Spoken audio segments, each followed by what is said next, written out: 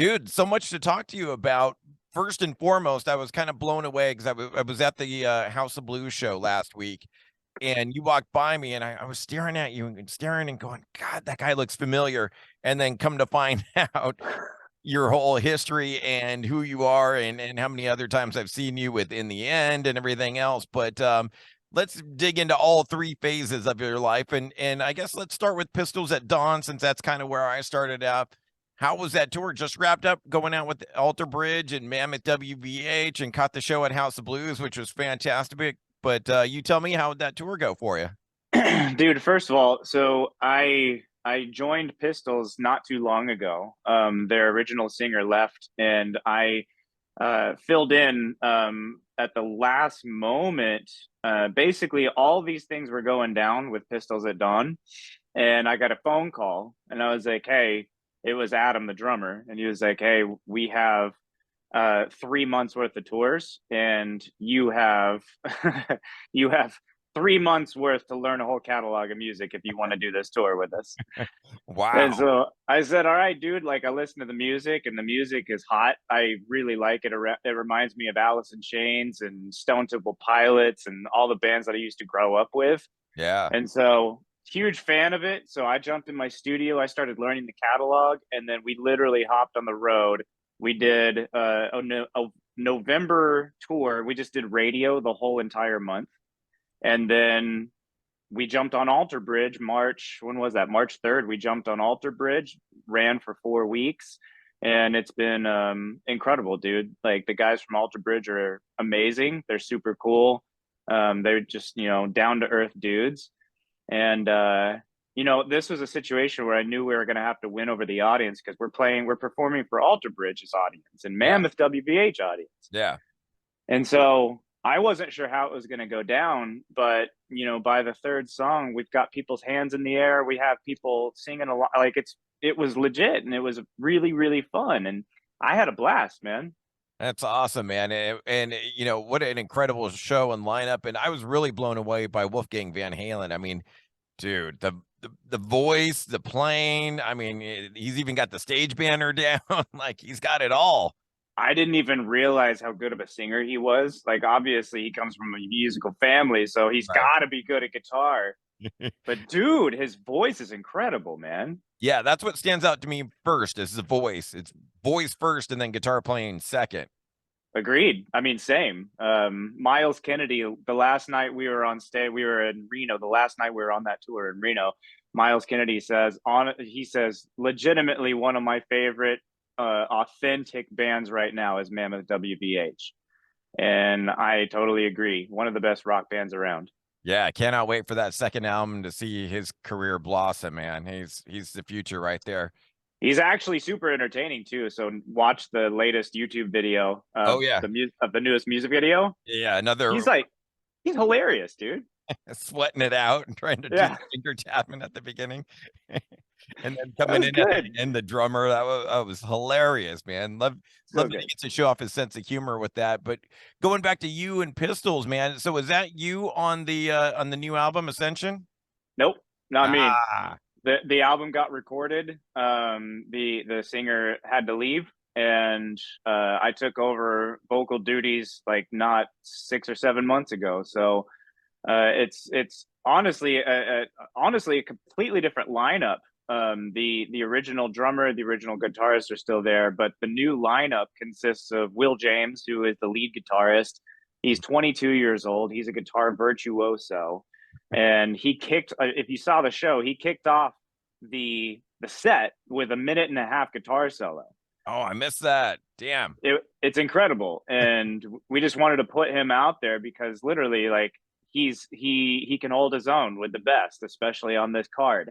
And so Yeah. we wanted to put him out there and show him exactly what he can do. And then yeah, so it's a really, really interesting live show, man. It's a lot of fun. And you're not even close to being done because you're getting ready to go out on the road again with those guys, and even cooler and more unique tour going out with Ugly Kid Joe and Fozzy, man.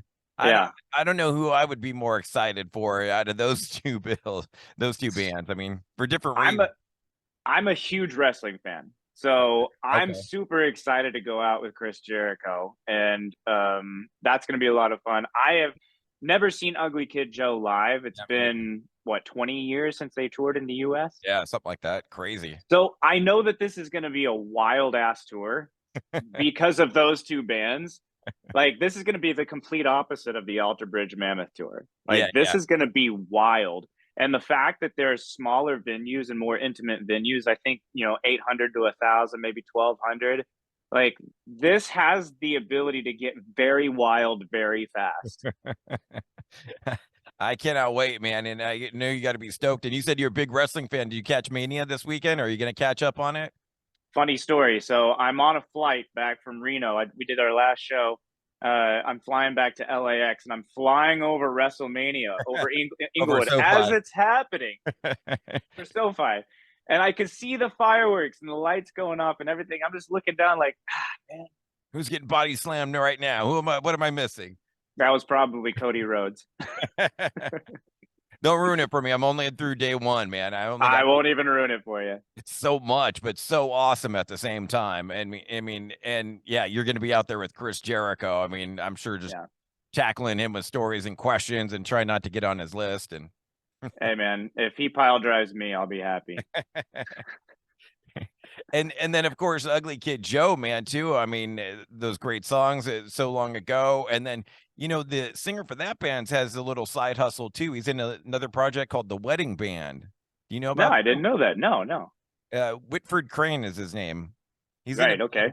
called the Wedding Band. It's this little side band that he does when they just play covers, but it happens to be with a guy named Kirk Hammett and Robert Trujillo. Seriously. Yes. Plus Doc Coyle from Bad Wolves and God forbid on guitar, on second guitar. And then the drummer is I think Joey Castillo from Danzig. So Yeah. It's a sick. super group. Yeah, but they just play like cover songs and they're called the Wedding Band. Dude, how do you hire those people for your wedding? Right. What do they cost to get in the door? But something to rap with him if you get the opportunity to. And they play like a bunch of like 70s covers and like not all metal like you would think, like a lot of funk and R&B and stuff. So pretty Actually do trippy. weddings or do they like just perform at venues? Like, how does that work? I haven't seen any footage of it yet. I've just kind of seen and heard about it, but I don't know if they're actually playing weddings. They play like 2-3 gigs a year. It's nothing that crazy, but maybe you can find out more and let me know. But I'm gonna ask him the first meeting we have and be like, when can I catch the wedding band, bro? yeah, where's it? At least go to a rehearsal or something and hang out just to be in the room Yeah, with those guys. But dude, epic, epic. speaking of other bands, the first one I learned you about through was In the End, the Linkin Park tribute, playing all the KCAL events, playing the Kegger, and then there was another. I was trying to remember there was some beer tasting thing at Riverside Municipal Auditorium that you guys Yep, played as well. But yep. how long has that been going on for now? So we started in the end back in 2018. Me and my session musician friends, we noticed there was a gap with Linkin Park music, live music, and people were dying for live music. And I remember, we're friends with a lot of people that have worked with Linkin Park and formerly managed Linkin Park and this and that. And that's a sensitive topic. So I wanted to Yeah. make sure that I wasn't doing anything crazy or blasphemous. Hmm. And so I went to my buddy Barry Squire, who was involved in Lincoln Park back in the day, and I said, "Dude, I'm thinking about doing this just to fill the void." And he said, "One of two things is going to happen: either it's going to go really well, and you guys are going to be very successful, or it's going to be complete blasphemy." And luckily, so far, it's gone really well because the intentions are right, dude. Like we give back to mental health awareness nonprofits and we do the music justice and we're just here for the fans. And I mean, so far so good. We're playing around the country. We're doing 2000 rooms, 2500 rooms, and so far so good. But again, it just goes back to the music and the lack of live performance from Linkin Park. And I think we're just filling a little bit of a void for the fans. Yeah, I love it and love what you guys are doing and doing a great honor and justice to it. I almost caught that Garden Amp show you guys played few weeks back, and I was going to try to make it out to that. And it got me to thinking, man. I wanted to ask you. I like to get into little music debates. Album 1 versus album 2, man. Hybrid Theory versus Meteor. If you had to pick one. Hybrid Theory all the way, man. Like, Yeah. honestly, bro, Meteora, I love Meteora, but there's a special place in my heart for Hybrid Theory, and especially when I got the album, My December was not on that album. And Ah. then I heard My December, like I got into Hybrid Theory and was a big fan of it, heard the diversity that Chester had, very tight music, very, very, dynamic. And then I heard My December, and I was hooked not only on Linkin Park, but I was hooked on Chester Yeah. because that diversity and the emotion that he was evoking in My December versus like One Step Closer. Like, how does one do that? Yeah. Yeah. And So for me, it was the diversity of Hybrid Theory and just the raw emotion, man, just had me. yeah, I mean, what a great voice. And it's funny when I was talking about Chester, it's like he was never going to win any singing contest, but you believed every word he said. His I pain com- was real. that's a really good point, man. He, fantastic, one of the best singers in the world, but he wasn't like a theatric singer, like Queen, like none of these. Right. So you're right, man. He wasn't going to win American Idol, but he had that ability to grab people with his voice and his lyrics and his emotions, and you could see it on stage. And he didn't lack anything, dude. No, no. Did you ever get to meet him or hang out with them or rub elbows with them? Nothing. It's crazy, man. No, I've met the whole camp. I've met the people that have worked with him. And then the guys with Gray Daze, and I've met everyone around Chester, but I never got to meet Chester, man. I got like 5 minutes with him. First Ozfest, right when One Step Closer had come out, doing a radio interview. I wasn't even the one doing the interview, but just kind of around and got a few minutes with him and took a photo with him. And the nicest guy, the super sweetheart and such a soft soul, you know. Yeah, Sean Dowdell from Gray Days has stories about Chester, about how they'd go to the convenience store just to grab gas and a bite to eat, and then Chester would be in there for 30 minutes talking to the clerk behind the counter. He was just that kind of guy Yeah. who just enjoyed conversation, enjoyed people. Just so sad that we Yeah. lost him. Yeah. And since you brought it up, we got to talk a little Gray Days. So tell me about getting that phone call and how that all came together. So I met the guys in 2020, right before the pandemic hit. So they released Amends, and I was invited to a private listening party over at Loma Vista Studios in downtown LA. And I had never heard of Great A's before, but I had contacts, and they invited me to it, and I said, "Yeah, let's check it out." So I listened to the whole album, and it was amazing. That was Chester when he was 15, 16, 17 years old.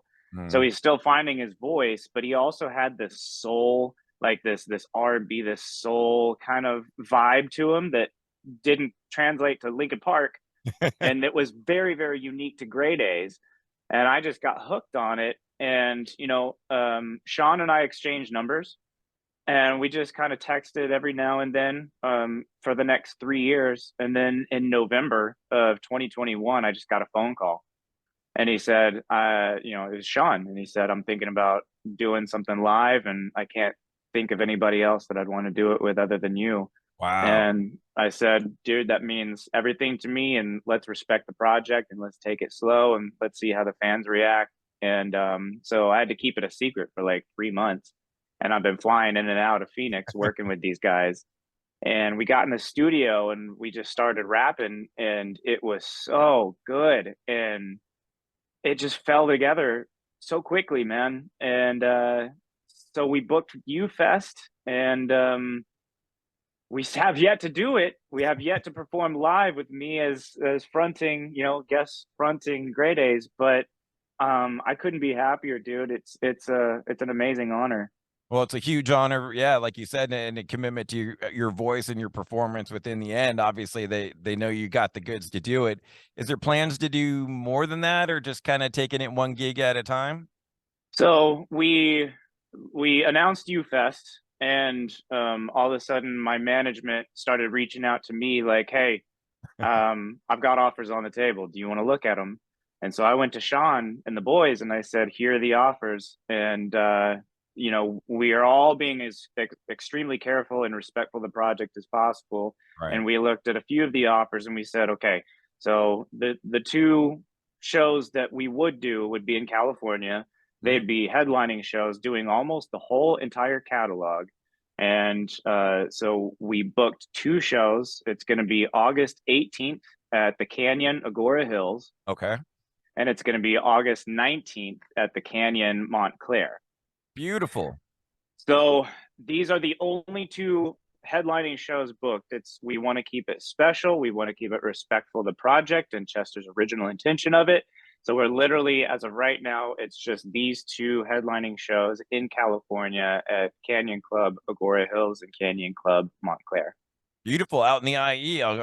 Can't wait to see it out in Montclair, dude, in our hood, and we can certainly do a round two closer to that and plug that. Dude, that's one of the reasons why I thought of you, because first of all, you guys have been extremely supportive of In the End, and I absolutely love you guys, and you've been awesome for everything that you've done, including like just the community outreach that you do is very unique and special. Yeah. And so when I heard of the Canyon Montclair, I was like, I bet you KCal would be interested in this. Yeah. So I mean, we'll certainly do this for the Pistols right now, and then maybe do something later for Gray Daze and promote that show as well. And I imagine that's just going to be the Gray Daze catalog. You're not going to jump into any LP tunes on that show, right? No, it's Gray Daze, Gray Daze front to back. We have a Depeche Mode tribute band called Devotional that's coming out because that was one of Chester's favorite bands. And so the whole night is just to honor, the early career of Chester. And it's going to be fun, man. It's going to be super fun. I'll tell you something, dude. Chester's 15, 16-year-old voice could do a lot. Oh, I'm sure. And it is a lot of fun for a dude that's over 30 to try to perform Chester at 15, 16 years old, man. Holy crap. Dude, Chris, I appreciate all the time. I got one last band to bug you about. You're talking to old school radio station. We do every night at 10 p.m. mandatory Metallica, which you're I saw. Part of. So I'm kind of curious, man. If you're talking about singing all this Chester material and Pistols at Dawn. If you had to do a Metallica cover, what would you want to do, man? If you were going to rock a Metallica tune, dude, that's Injustice for All is probably my favorite album, and I'm not saying that I could, because his voice was way more dynamic back then, just like Chester's. I'd probably do something off of Injustice for All. Blackened. What are you thinking? Eye of the Beholder. He's got to look at the traction. Let me look at this. Injustice for All. Short of Straw. One of the first songs that I heard? Blackened. One, of course.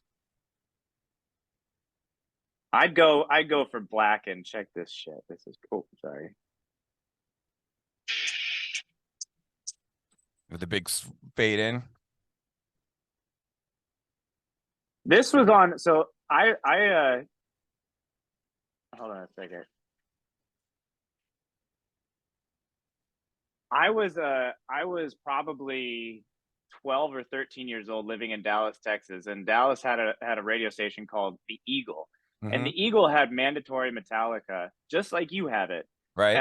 It would be like 10 to midnight on Saturdays or Sundays. And one of the first songs that I heard on mandatory on The Eagle was Blackened. And so I'd probably nail that. Not the guitars. No. Yeah, ironically, that was the first tune I heard from my friend's sister playing it. I just heard that swell kick in and then the drum beat and was like, what the hell is that? And I had to go down the hall and figure it out. It's insane. I wouldn't touch guitar from that song, but I'll take the vocals for it. Oh, I think I could play the bass in that song because there is none. Yeah, right. You can play the whole album on bass. It's about the extent of my bass playing skills. Yeah. Right? Glad we got to chat and catch up, and thanks for reaching out, and we'll certainly keep in touch, man. And I can't wait. Thanks, bro. Man, I'm sorry we didn't get to chat at Anaheim. I didn't even know you were there or anything. All But good, man. But yeah, it's funny. I was at the bar and you guys were all walking back from the merch booth, going probably heading backstage. And I was literally at the bar and turned and saw you. And I was like, God, that dude looks familiar. And then, like, boom, days later, it was like that whole thing came together. So rad, man, that we all got to make it work. man, it's all we're all a close circle of family, man. So I'm glad to be a part of what you guys are doing too, man. I love you guys, and I'll support you guys all day long. Thank you, man. We're one of the last little train that could, little independent radio stations out there, still keeping it real and still rocking. So love I'll that. fight for you any day of the week, bro. Love that, man. Love that. We'll talk soon. And if I don't see you out there at the Ugly Kid Joe show, man, we'll hopefully see you soon. Let me know if you want to come out. I got tickets for you. Okay, for sure. I'll All be right. in touch soon, Chris. All right, Thanks. brother. Thank you. Later.